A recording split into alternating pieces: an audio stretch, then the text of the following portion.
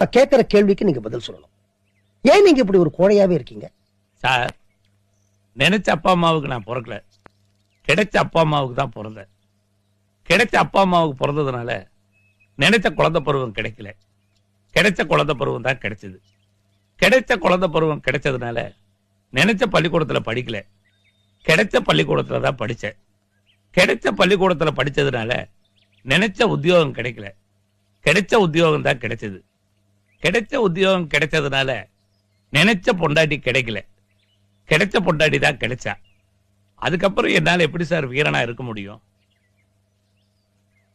வடிவேலு, இவர் சொன்னது ஏதாவது புரிஞ்சுதா? நினைச்ச மனுஷனை நீங்க கொண்டு உட்கார வைக்கல, கிடைச்ச மனுஷனை தான் உட்கார வச்சிருக்கீங்க. கிடைச்ச மனுஷனை உட்கார வச்சதுனால நீங்க நினைச்சபடி அவரால பேச முடியாது. அவருக்கு கிடைச்சபடி தான் பேசுவாரு. நீங்க பொறுத்து தான் ஆகணும். ஆமை கரெக்ட் மிஸ்டர் நீலகண்டன்?